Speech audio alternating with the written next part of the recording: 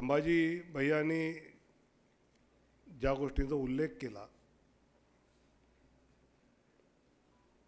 की सर्वात जास्त डॉक्टर, सर्वात जास्त इंजिनियर, असं जरा कमी बोला, नाहीतर काय होईल की तुमच्याकडे आहेत तर कशाला IIT पाहिजे आणि कशाला एम्स पाहिजे,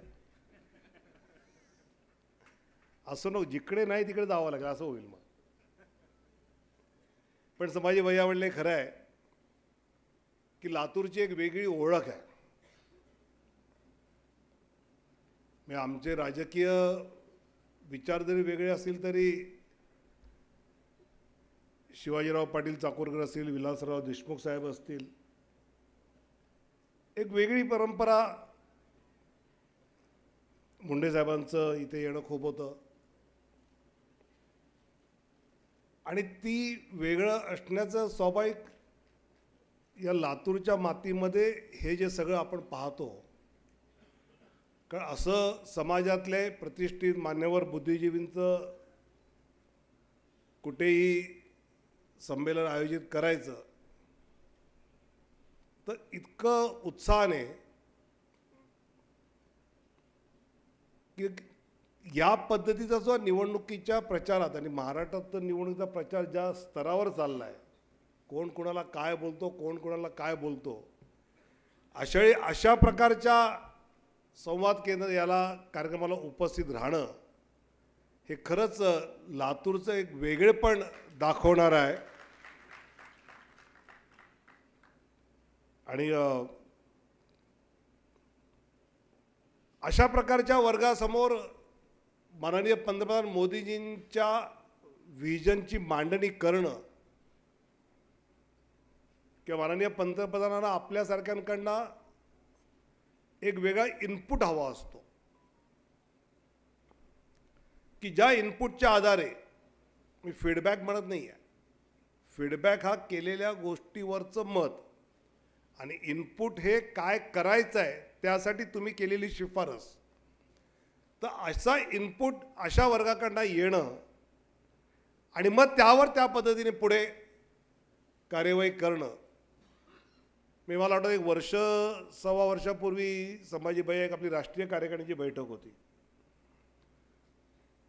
आणि त्याचवेळी लोकसभा निवडणुकीची तयारी एक सव्वा दीड वर्षापूर्वी सुरू झाली होती. मला त्याचं संयोजक नेमलं होतं. तर त्या राष्ट्रीय कार्यकारिणीच्या बैठकीच्या वेळी मध्ये जी एक चहाची सुट्टी झाली तर मी हे 5-6 राज्यांचे जे भाजपचे मुख्यमंत्री आहेत, योगीजी होते, त्यावेळी विजय रुपानी होते, पुष्कर धामी होते, हेमंत बिस्व शर्मा, असे एक 5-6 जण घेऊन मी जरा बसून त्यांच्याशी काही बोलत होतो. तेवढ्याच माननीय पंतप्रधान सगळ्यांमध्ये चहा घ्यायला आले आणि ते आम्हाला बघून आले आणि म्हटले की काय चर्चा चालली आहे. तर मला असं वाटलं की आपण एक सव्वा दीड वर्षानंतर होणाऱ्या लोकसभेची तयारी आत्तापासून करतो तर ते जरा आपण सांगू, म्हणजे जरा थोडं आपलंही कौतुक होईल. हो नहीं, लोकसभा के बारे में छोड़ो यार तावड़े, लोकसभा वगैरह तो करेंगे, इतने लोग आप बैठे हैं तो 2047 में भारत कैसा होगा जब आज़ादी के 100 साल हो रहे हैं, उसकी चर्चा करो. बोले आप शिक्षा मंत्री थे, आपने कई नए प्रयोग महाराष्ट्र में किए, उसकी चर्चा करो कि ऐसी क्या हम 2047 में दुनिया में अपना भारत किस प्रकार आगे दिखना चाहिए, इसकी चर्चा करना ये आज जरूरी है. शेवटची जी कॅबिनेट मीटिंग झाली तर निवडणुकीच्या आधी शेवटच्या बऱ्याच कॅबिनेट मीटिंग वेळा राज्यांच्या वगैरे आपण पाहत असू, काही देशांच्या मी त्यानंतर अभ्यास करून काढला. तर शेवटच्या कॅबिनेटमध्ये धडाधड काहीतरी निर्णय लोकांच्या फायद्याचे, टेंडर विंडर सगळे अमुक तमुक काढायचं. शेवटच्या कॅबिनेट मीटिंगमध्ये प्रेझेंटेशन झालं की 2047ची आपली विजन काय असली पाहिजे. लगेचची लोकसभा अमुक तमुक असा विचारच नाही. आणि मला प्रश्न पडतो की 2047चं विजन डोळ्यासमोर ठेवताना गेल्या 10 वर्षात कितीतरी गोष्टी अशा झालेल्या पाहिल्यात. मी सहज एक यादी करायला बसलो होतो की खरं ते 10 वर्षात झालं का, की ज्या सगळ्या प्रक्रियेत आपण सहभागी आहोत तरी आपल्याला प्रश्न पडावा. इतक्या गोष्टी अशा सहजपणे नजरेसमोरून यायला लागल्या की 2014 पर्यंत दररोज 12 किलोमीटर रस्ता बनायचा आणि 2014 ते 2024 मध्ये दररोज 12 किलोमीटरवरनं 28.6 किलोमीटरपर्यंत रोज रस्ता बांधला जातो या देशात. म्हणजे फॉरेन डायरेक्ट इन्व्हेस्टमेंट ही $45 बिलियन मध्ये दरवर्षी त्या काळात यायची, तर ती 45 वरनं $83 बिलियन पर्यंत फॉरेन डायरेक्ट इन्व्हेस्टमेंट आली, कारण आपण मेड इन इंडियाचा आग्रह धरला. म्हणजे जो आयफोन चायनामध्ये बनायचा, आता जगात वापरणारा आयफोन 80% हा भारतात चेन्नईला बनतो, कारण ती फॅक्टरी आपण आपल्याकडे आणली. म्हणजे 18,452 गावांना वीजच नव्हती. म्हणजे गावात असते पण वाडीवर नसते ते नाही, त्या गावात वीजच नाही. ती सगळी गावं पूर्ण विद्युतीकरण करून प्रत्येक गावात, म्हणजे मी त्या 2-4 गावात सहज की वीज आली तर त्या गावाला काय वाटतं, म्हणजे आपल्याला कल्पना करता येणार नाही की त्यांना काय आनंद झालाय. किंवा म्हणजे आम्ही कुठेतरी असे वाईट टाकल्यासारखे होतो, आमच्याकडे कोणी लक्ष देत नव्हतं असं वाटत होतं. पण आमच्या गावामध्ये काही म्हणजे काही ठिकाणी तर 70-80 किलोमीटरची व्यवस्था करावी लागली असेल, पण ती केली, कारण प्रत्येक गावात वीज पोचली पाहिजे या विचाराने केली. खाद्य उत्पादन 2,650 लाख टन व्हायचं, ते आता 3,305 लाख टनपर्यंत आपण ते वाढवलं. मी आकडे सांगतो, आकडे ऐकताना त्याचा व्हॉल्यूम आपल्या लक्षात यावा की किती मोठ्या पद्धतीने त्यातलं या सगळ्याच्यामध्ये वाढ झालेली आहे. म्हणजे वर्षानुवर्ष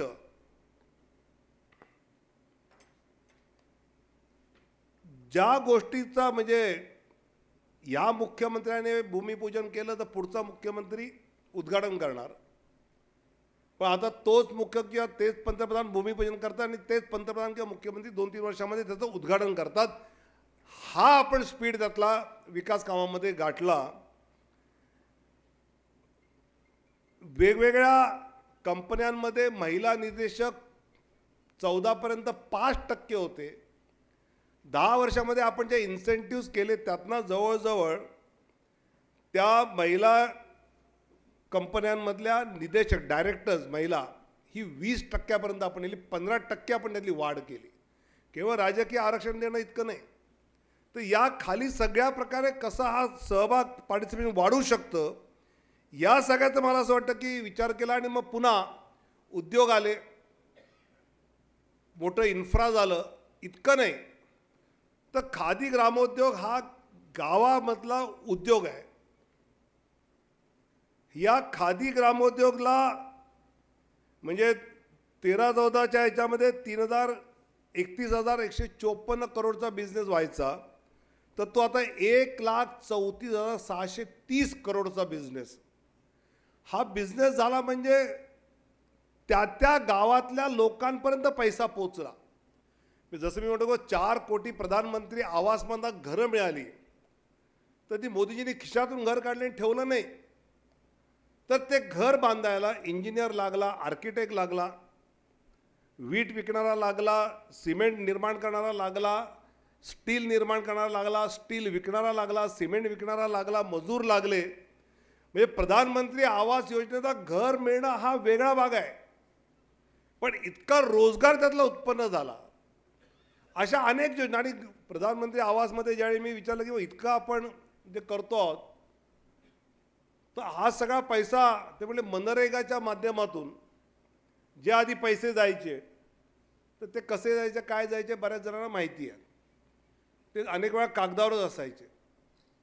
पण प्रॉपर त्या मजुराला काम मिळेल, त्याला पैसे मिळतील, त्याचं पोट भरेल, पण प्रत्यक्ष दुसऱ्या गरीबाला घर पण मिळेल, अशा पद्धतीची त्याच पैशाची आपण रचना केली आणि त्यातून ही सगळी आपण निर्मिती पुढे करू शकलो. म्हणजे या सगळ्या विकासाच्या योजना विकासाच्या गोष्टी पाहत असताना मगाशी IITचा उल्लेख केला की 16 IIT होते, आता त्यात 23 झालेत. एम्स त्या पद्धतीनेच वाढलेले आहेत.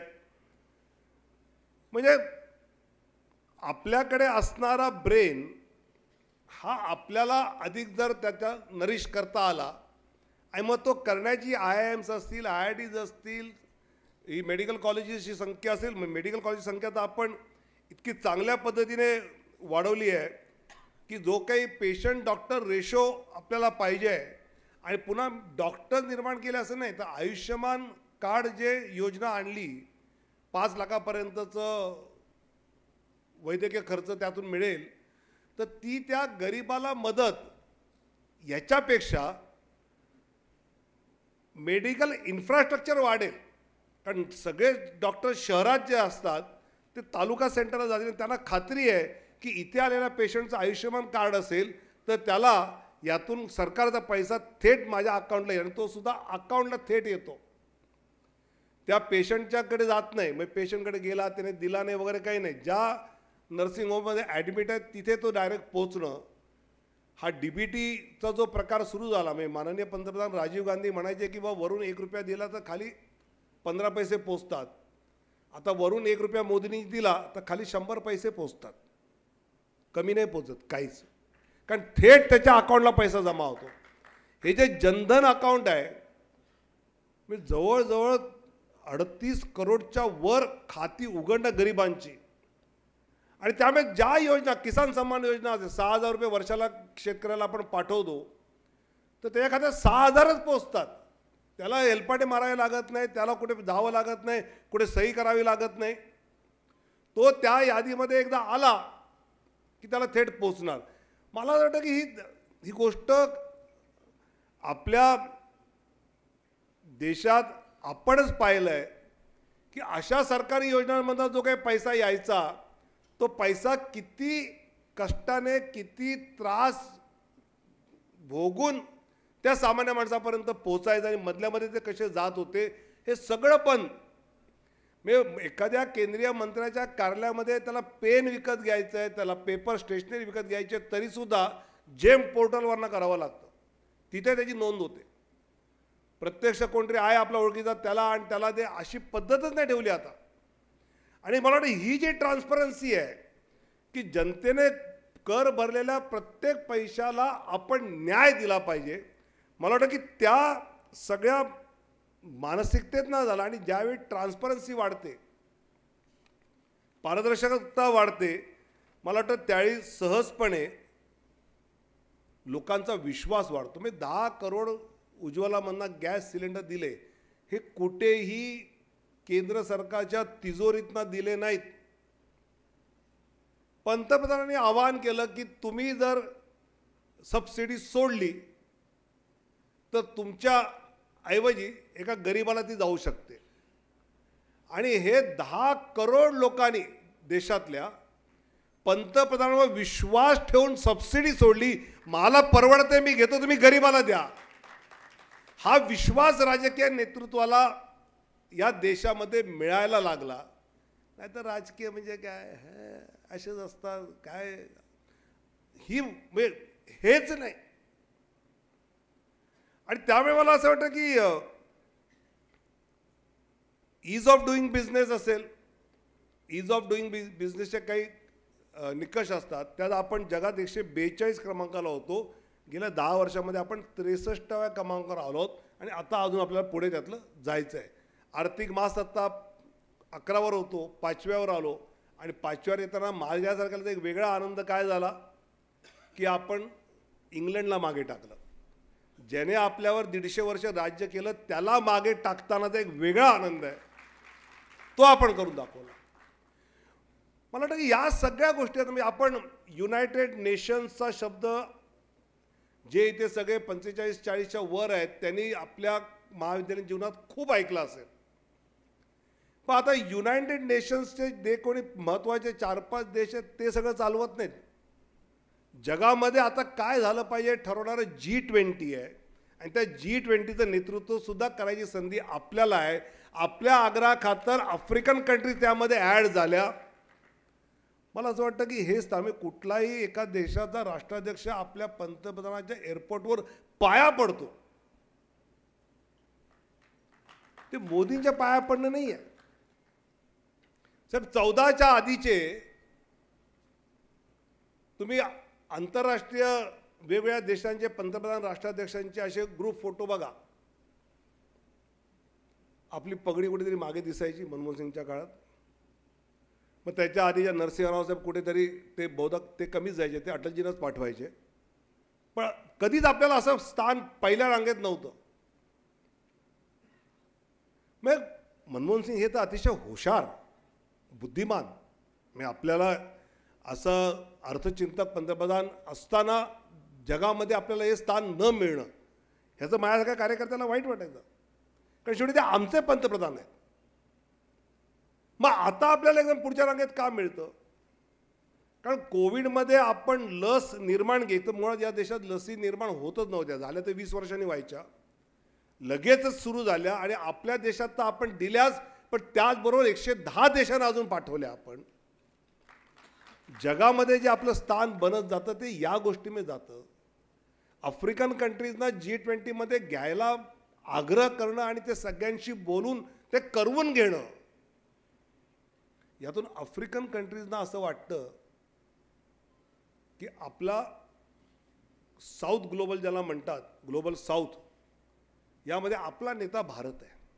त्याने आपल्याला हात देऊन या रांगेत आणून बसवलं आहे. म्हणजे आशियन आणि आफ्रिकन कंट्रीज बरोबर जे संबंध आपण बनवतो त्यातनं जगातल्या या दक्षिणेमधला जर क्रमांक 1चा कोण असेल तर भारत असू शकतो, त्याचं नेतृत्व करू शकतो. आणि तो नेतृत्व करताना आपल्या सगळ्यांची चिंता करू शकतो, ही मानसिकता आपण त्यातून निर्माण केली. आणि म्हणून मला असं वाटतं की अशा खूप गोष्टींची यादी, रेल्वे किती झालं, काय काय काय काय इतकं मोठी ती आहे.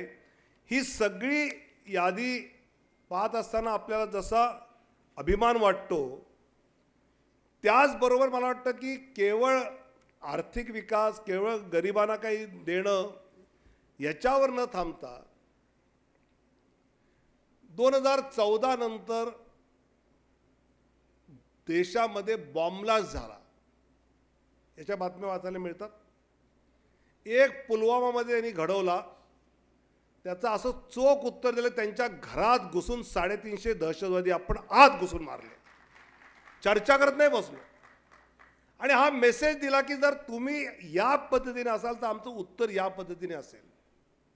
मी जेव्हा केव्हा मी अशा सगळ्या माजी सैनिकांच्या ह्याच्यात जातो, भेटतो, बोलणं होतं, भाई साहब हमारे समय में अगर मोदी होते ना वाट लगा देते बोले. मी हा त्याला एक विश्वास वाटतो की असं नेतृत्व असेल की आम्हाला अगदी निघा पोचा आणि परत या असं सांगितलं जायचं. पण इथे तर हिशोब चुकता करूनच या, हा एक मोठा कॉमेंट जो देशासाठी जीवावर उदार होऊन तिथं लढायला आहे आणि त्याला तुम्ही म्हणणं की ऐनवेळी पळ काढा. त्याच्याऐवजी असं नेतृत्व असणं की जे सांगतंय की जा आणि त्या ठिकाणी तुम्ही जो काही झालेला आहे त्याचा पूर्ण बदला घेऊन या. हे जगाला कळतं, पाकिस्तानला फक्त कळत नाही, जगाला कळतं की हे होतं आहे. अवकाशामध्ये स्पेसमध्ये आपण ज्या पद्धतीने जातो आहोत, म्हणजे स्पेसमध्ये मंगळयान झालं, आता गगनयान जायची तयारी चालली आहे, किंवा सगळं आता हे डिजिटल आणि सगळं चालणार आहे. त्याच्यामध्ये या सगळ्या सॅटेलाईटची भूमिका असते. पुढचं युद्ध जे आहे ते जमिनीवर न आता स्पेसमध्ये होऊ शकतं की ह्यांचे सॅटेलाईट उडवा, तर आपले सॅटेलाईट उडवायला कोणी आलं तर त्या सॅटेलाईटला परत उडवायची व्यवस्था आपण तिथे निर्माण केली. शास्त्रज्ञ तेच, मेंदू तोच, पण सूट आणि पैसा, बजेट प्रोव्हिजन ती करणं. मग इस्रोचे गेल्या काही वर्षातली बजेट प्रोव्हिजन आपण बघा काय आहेत आणि कशी वाढली आहेत. आणि त्यामुळे मग तिथला सगळा शास्त्रज्ञ वर्ग, आणि सगळ्यात आनंदाची गोष्ट म्हणजे आपण चंद्रायनच्या वेळी पाहिलं की या सगळ्यामध्ये महिलांचा सहभागसुद्धा किती मोठा होता. मला वाटतं की हा या गोष्टीने एक वेगळा कॉन्फिडन्स हा सगळा आपल्या देशामध्ये मोदी काहीतरी यात नक्की करतील. आणि त्यामुळे ज्यावेळी त्यांनी पुढच्या 2047मध्ये भारत कसा असला पाहिजे असं सांगत असताना त्यांनी मुळात सगळ्यांना म्हटलं की आधी आपण पंचप्रण घेतले पाहिजेत. त्यामध्ये काय की बा देशाच्या विकासामध्ये मी माझं योगदान देईन, हे त्याने आग्रहाने सांगितलं की सगळ्या भारतीयांनी ठरवलं पाहिजे. क्रमांक 2, इंग्रजांच्या सगळ्या मानसिकतेतनं बाहेर या. राजपथ नाही, कर्तव्यपथ. गोष्ट छोटी आहे. इंडिया गेटवर इंग्रजाची याचा पुतळा नसेल, नेताजी सुभाषचंद्र बोस असतील. नेव्हीमध्ये नेव्हीच्या झेंड्यावर जे चिन्ह आहे ते ब्रिटिशांच्या काळातलं जे आहे ते काढून छत्रपती शिवाजी महाराजांचं येणं. गोष्ट लहान आहे, पण या बारीक बारीक गोष्टीतनं त्या मानसिकतेतनं आपण बाहेर पडतो. इंग्रजांच्या काळातले कायदे संसदेमध्ये परवा जे झालं, मी हे सगळे कोर्टामध्ये पेंडिंग पडायचं कारण जी कायदे आहेत ते बदलून आपले चांगले कायदे यातले आणणं, ह्या सगळ्या गोष्टी मला असं वाटतं हा इंग्रज राजवटीतला जो हँगओव्हर आपल्या मानसिकतेवर आहे. मी आता वेगवेगळ्या राज्यांमध्ये इंजिनिअरिंग आणि हे सगळं शिक्षणसुद्धा आता लोकल प्रादेशिक भाषेमध्ये सुरू झालं आहे, त्याच्यावर रिसर्च झालं. त्या पद्धतीने सगळ्या गोष्टी मलाही मंत्री असताना ज्यावेळी मी अशा बैठका घ्यायचं म्हणायचे साहेब मेडिकलच्या काही टर्म्स आहेत त्या अवघड आहे हो अशा ह्याच्यात येणं. आणि मी त्यांना नेहमी म्हणायचो अहो इंग्लिश तर कधी आलं, त्याच्या आधी लॅटिनमध्ये सगळं होतं. मग लॅटिनचं इंग्लिश जाऊ होऊ शकलं तर इंग्लिशचं आपल्या ह्याच्यात का होऊ शकत नाही. पण तो एक हँगर होता की मग हे याच्याशिवाय होणारच नाही. आणि इंग्लिशच्या विषयात तर माझं प्रामाणिक मत आहे. मी वारंवार ते मंत्री असतात सगळ्या शाळांमध्ये मांडायचं किंवा मातृभाषेतनं शिक्षण हे शाळेतल्या पहिल्या काही इयत्तांमध्ये उपयोगी आहे.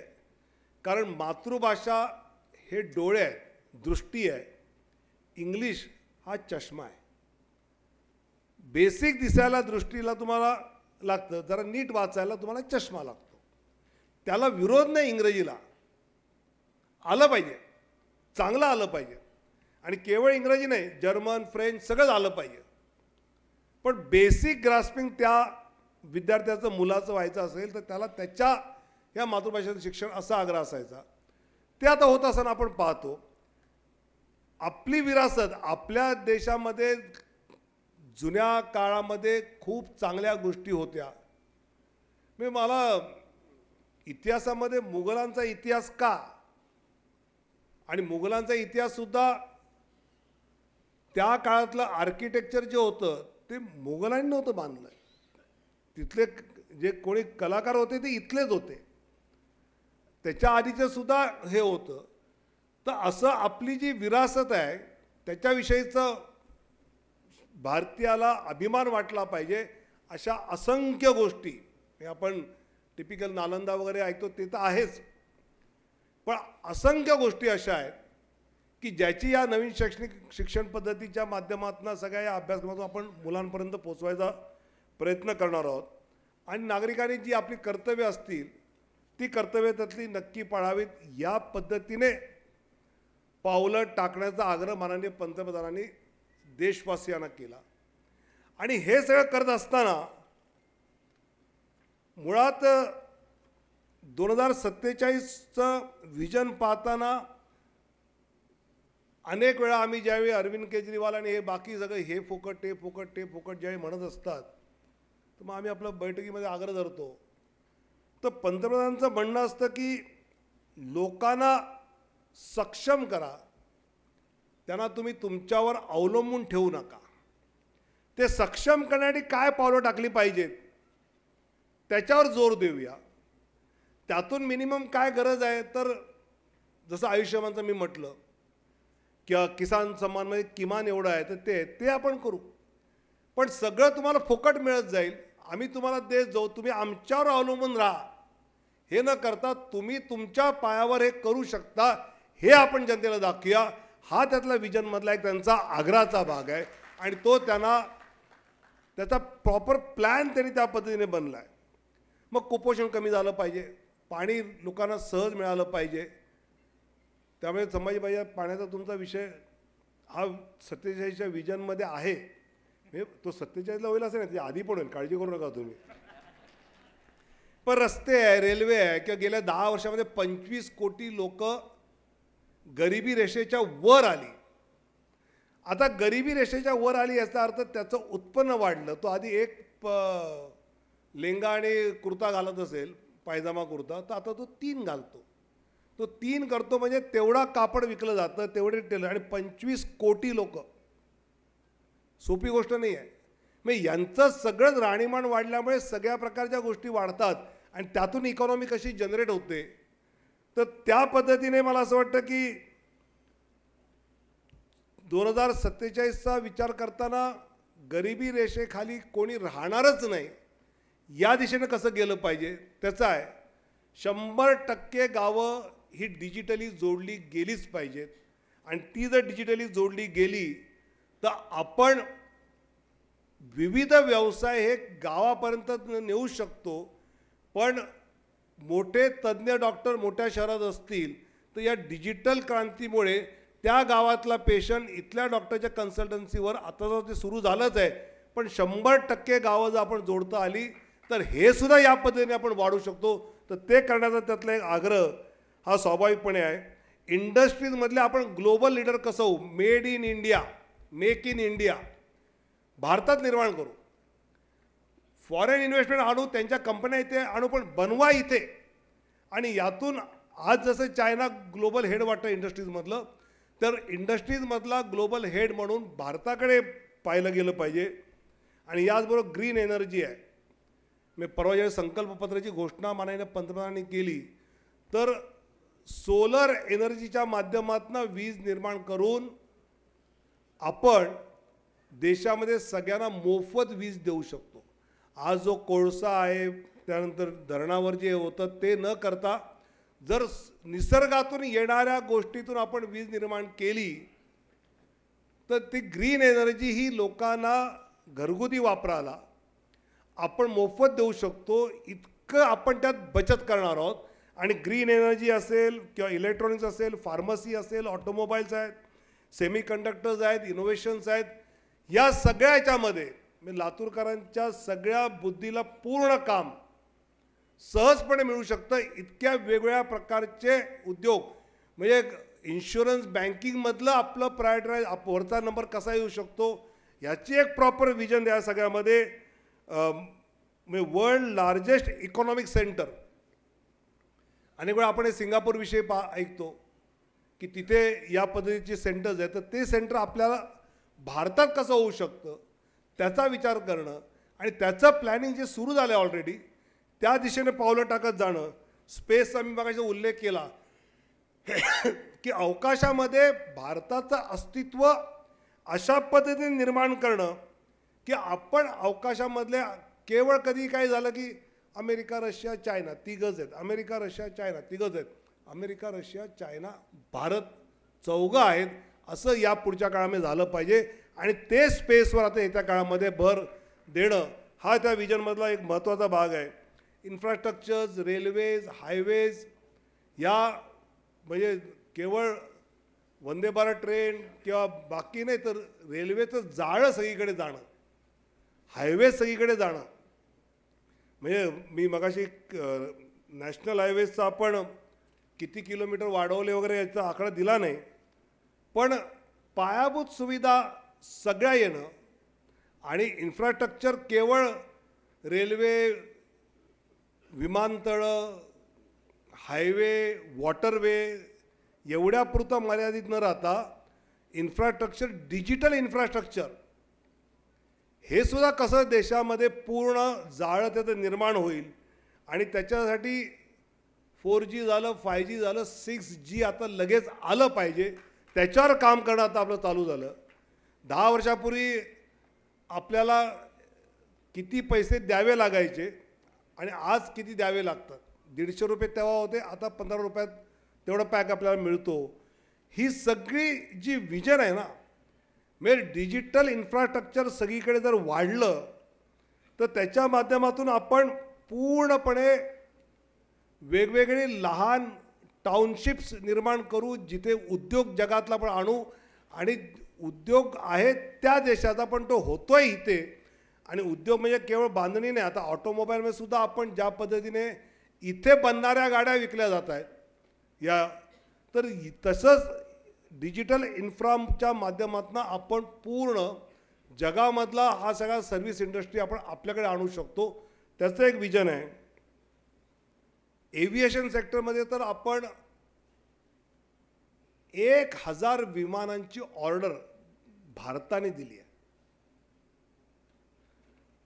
1000 विमानं म्हणजे केवळ 1000 किंवा 2 असतात तर 2000 पायलट नाही. ती सगळी एव्हिएशन इंडस्ट्रीवर असणारा आणि त्यामुळे जवळजवळ गेल्या काही 10 वर्षामध्ये एक चौपट काही कोटी लोक आता, त्याची मी दिल्लीवर येताना पाहिलं की 4.5 कोटी प्रवासी गेल्या वर्षभरात तिथून दिल्ली विमानतळावर प्रवास केला. एका दिल्ली विमानतळावर. पुन्हा विमानाने प्रवास करणारा माणूस श्रीमंत असतो का, तर त्याला परवडत असतं. आता तर बऱ्यापैकी स्पर्धांमधले रेट विमानांच्या प्रवासाचे कमी झालेत, पण त्याच्या भोवती ज्या सगळ्या गोष्टी, टॅक्सीवाल्यापासून स्टॉलवाल्यापर्यंत, त्याचे प्रोडक्शनचे इंडस्ट्रीज, त्याच्या सर्व्हिसच्या, यातून जे लाखो जॉब्स निर्माण होतात. मला वाटतं 1000 विमानांचा विचार करताना हा विचार केला की बा एव्हिएशन सेक्टरमध्ये भारत हा पुढे असला पाहिजे आणि त्या पद्धतीने आपण त्या 47च्या विजनमध्ये ते अग्राने पाहतो. मला असं वाटतं की ही सगळी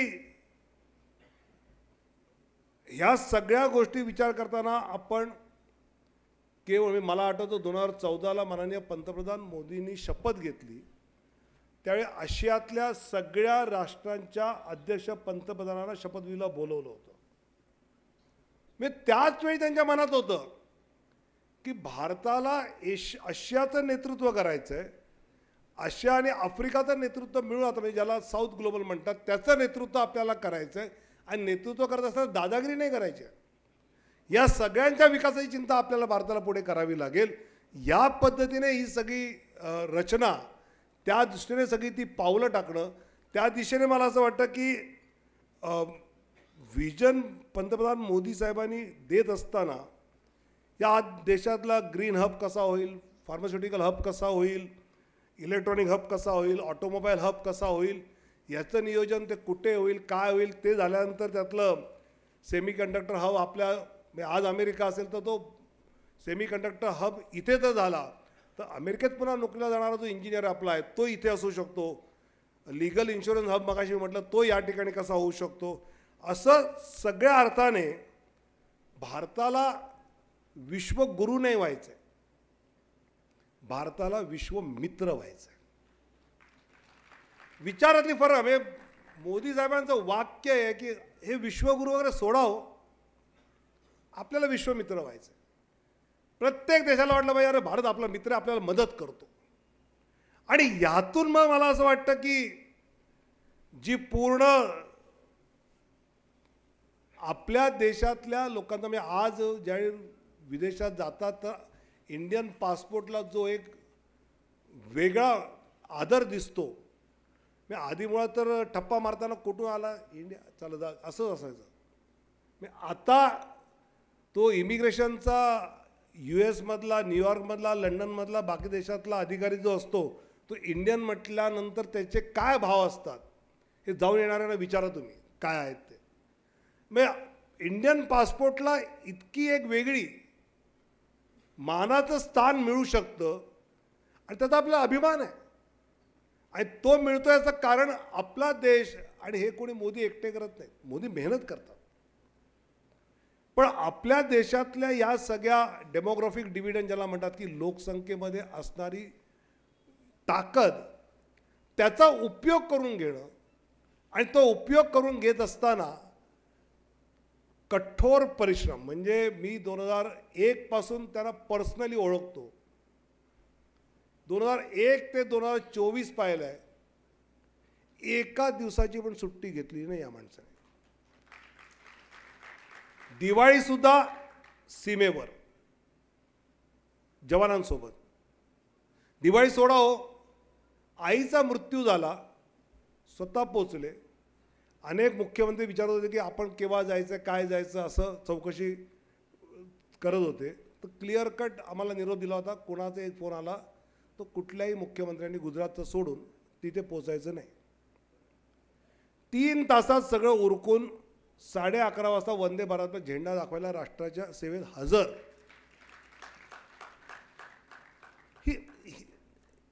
ही जी मानसिकता आहे ना, मला असं वाटतं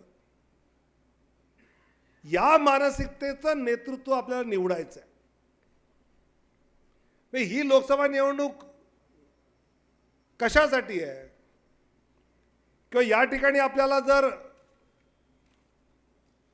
महायुतीचा खासदार सुधाकर शृंगारेंना जर निवडून द्यायचं आहे, तर ते मोदींना निवडून द्यायचं आहे. त्यांना मत म्हणजे मोदींना हे मत आहे.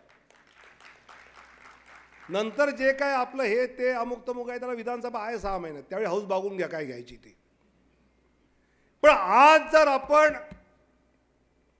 इतकं, म्हणजे मी म्हटलं जसं की आईचा मृत्यू झाल्यासुद्धा 3 तासात जे नियमाने आणि श्रद्धेने अंत्यसंस्कार केले पाहिजे ते करून 3 तासात पुन्हा देशाच्या सेवेत जाणं, आणि हे केल्यामुळे काही माझा मुलगा पुणे काही होणार आहे, माझा अमुक काही होणार आहे, असं कोणीच नाही आहे.